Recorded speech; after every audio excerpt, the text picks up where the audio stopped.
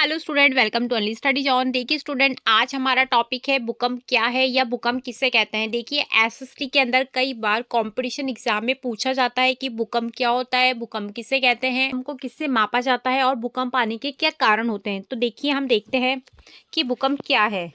देखिए भूकंप पृथ्वी की निचली सतह में अचानक से कंपन उत्पन्न होता है। स्टूडेंट ये देखिए इसमें दे रखा है उद्गम केंद्र। उद्गम केंद्र देखिए वह स्थान होता है जहां पर भूकंप उत्पन्न होता है, वे भूकंपीय ऊर्जा को उद्गम केंद्र कहलाता है। मतलब जहां से भूकंप उत्पन्न होता है वो हमारा क्या कहलाता है, उद्गम केंद्र कहलाता है। उसके ऊपर देखिए ये दे रखा है अधिकेंद्र। अधिकेंद्र को एपिसेंटर भी कहते हैं। अधिकेंद्र वह स्थान होता है जहां पे भूकंप को पहली बार महसूस किया जाता है। मतलब क्या होता है, जहां पे भूकंप को पहली बार महसूस किया जाता है वो हमारा अधिकेंद्र कहलाता है। और एक बात ध्यान रखना, ये उद्गम केंद्र और अधिकेंद्र जो होते हैं ये हमेशा 90 डिग्री के एंगल में होते हैं। देखिए इसमें क्या होता है, जैसे ही भूकंप उत्पन्न होता है तो जो हमारी जो तरंगे होती है, भूकंपीय जो तरंगे होती है वो देखिए पृथ्वी से ना सभी दिशाओं में बाहर की ओर निकलती है। भूकंप आता है तो ये जो भूकंपीय तरंगे होती है ये सभी दिशाओं में क्या होता है, बाहर की ओर निकलती है। ठीक है, देखिए आप डायग्राम से इसको बहुत अच्छे से समझ सकते हैं कि हमारा एक उद्गम केंद्र दे रखा है, एक हमारा अधिगम केंद्र है। एक हमारा अधिकेंद्र है। अधिकेंद्र जहाँ पे भूकंप को पहली बार महसूस किया जाता है। और देखिए ये जो तरंगे दे रखी है ये सभी दिशाओं से बाहर की ओर निकल रखी है।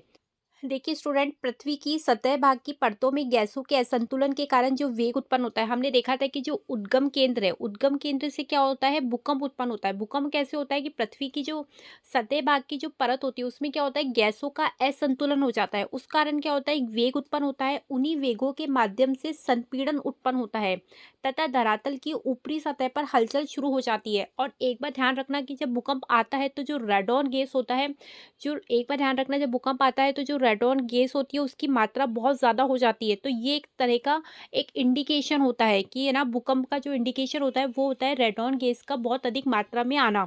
इसमें देखिए इसके साथ ही वेगों की तीव्रता की गति के अनुसार पृथ्वी की ऊपरी सतह क्या होती है, फट जाती है। हमने देखा था कि जैसे भूकंप आता है नीचे उसका उद्गम केंद्र दे रखा था, जैसे भूकंप आता है तो उसके अंदर क्या होता है, एक तरह का एक असंतुलन उत्पन्न हो जाता है और फिर धीरे धीरे जो तरंगे होती है वो बाहर की तरफ आने लगती है। और इससे क्या होता है कि पृथ्वी की जो ऊपरी सतह होती है वो फटने लगती है। देखिए इसे डायग्राम से आता है, ऊपरी सतह आप देख पा रहे हैं ये क्या होता है, फट जाती है। देखिए ये सारी क्रैक हो चुकी है।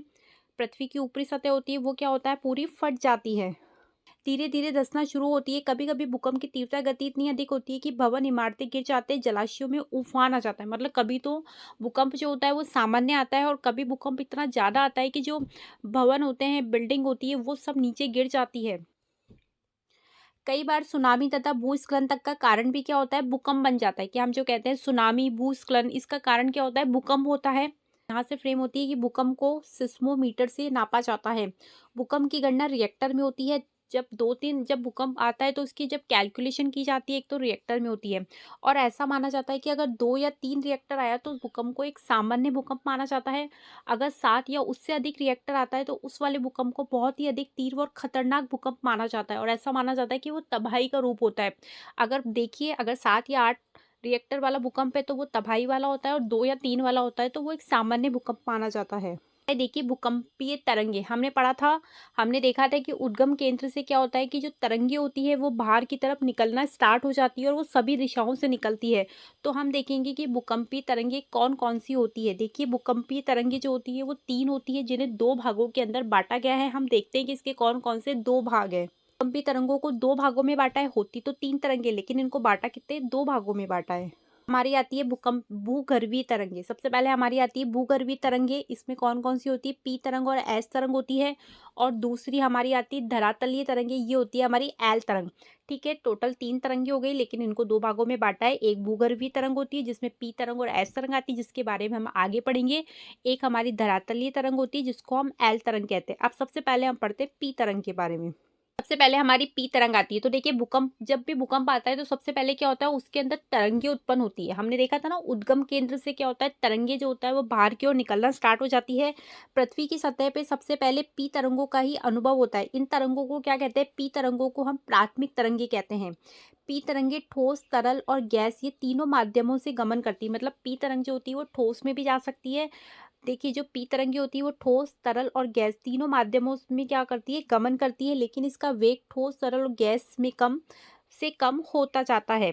ठीक है। नेक्स्ट ये रखा है पी तरंगों की गति सबसे तेज और तीव्रता सबसे कम होती है, मतलब सबसे स्पीडली जाने वाली तरंग होती है पी तरंग, लेकिन इसकी जो तीव्रता होती है वो सबसे कम होती है, मतलब ये इतनी ज़्यादा विनाशकारी नहीं होती है। एस तरंग जो होती है उसे सेकेंडरी तरंग कहते हैं। पी तरंग के पश्चात इस तरंग ये पृथ्वी की सतह पर पहुंचती है, यही कारण है कि इसे द्वितीय तरंग या गौण तरंग भी कहा जाता है। कई बार एग्जाम में पूछा जाता है भाई तरंग या गौण तरंग किसे कहा जाता है, तो वो एस तरंग सेकेंडरी तरंग को कहते हैं। इसकी गति पी से कम होती है और एल तरंग से अधिक होती है, और इसकी वो पी से अधिक होती है। सबसे कम तीव्रता किसकी होती है, पी की होती है, उसके बाद में एस तरंग की होती है और एल तरंग से कम होती है, मतलब सबसे अधिक तीव्रता किसकी होती है, एल तरंग की होती है, मतलब सबसे ज्यादा विनाशकारी जो तरंग होती है वो हमारी एल तरंग होती है। कॉर्डन लाइन एस तरंग जो होती है वो केवल ठोस माध्यम से ही गमन करती है। नेक्स्ट देखिए हमारा आता है एल तरंग। एल तरंग मतलब लव तरंग होती है। एल तरंग को क्या कहते हैं, लव वेव भी कहा जाता है। इसका नामकरण वैज्ञानिक एडवर्ड हाफ लव के नाम पर किया गया था। उनका नाम एडवर्ड हाफ लव था, उसी के नाम पे इसको लव तरंग कह दिया था। इस तरंग की गति सबसे कम होती है, सबसे तेज गति वाली पी फिर एस। ठीक है, देखिए इस तरंग की गति सबसे कम होती है और ये तरंगे पृथ्वी की सतह पर पी तथा एस के पश्चात प्रकट होती है। इस तरंग की तीव्रता पी और एस से अधिक होती है, मतलब सबसे अधिक विनाशकारी जो तरंग होती है वो कौन सी होती है, लव तरंग होती है। तरंग की तीव्रता पी और एस से अधिक होती है और ये सबसे ज्यादा विनाशकारी तरंग होती है। ध्यान रखना लव तरंग जो होती है वो सबसे अधिक विनाशकारी होती है। अब सब पता है भूकंप के क्या क्या कारण होते हैं कि क्यों भूकंप आ जाता है, तो हम देखेंगे भूकंप के कारण के बारे में कि सबसे पहले इसका जो कारण है वो हमारा प्राकृतिक कारण है। इसके अंदर देखिए ज्वालामुखी क्रिया होती है। हम जो हमारा नेक्स्ट टॉपिक होगा उसके अंदर हम ज्वालामुखी क्रिया के बारे में पढ़ेंगे। नेक्स्ट गैसों का फैलाव हो जाता है, प्लेट विवर्तनिका दे रखा है। इस कारण के अंदर हम जो खनन करते हैं जैसे कि जीवाश्म ईंधन या अन्य खनन कार्य हो जाता है। भूमिगत जल का निष्कर्षण हो जाता है, बांधों का निर्माण हो जाता है जिसके कारण भी भूकंप, परमाणु विस्फोट में भूमिगत परमाणु परीक्षण होता है। ये सारे कारण जो होते हैं वो भूकंप के लिए जिम्मेदार होते हैं। अन्य कारण में उल्कापात हो गया, पृथ्वी के घूर्णन या परिभ्रमण के अंतर्गत अन्य आकाशीय पिंड के कारण भी पृथ्वी पर प्रभाव से होने वाली हलचल होती है। कि ये जो सारे कारण होते हैं ये सारे कारण किसके लिए जिम्मेदार होते हैं, ये सारे कारण भूकंप के लिए जिम्मेदार होते हैं। हाँ, मैं आशा करती हूँ कि आज मैंने आपको जो टॉपिक बताया आपको अच्छे समझ में आया होगा। आप मेरे वीडियो को ऐसे देखते रहिए, आप मेरे चैनल के साथ ऐसे जुड़े रहिए। टॉपिक आएगा उसमें भूकंप के कितने प्रकार होते हैं उसके बारे में चर्चा करेंगे। Okay, thank you.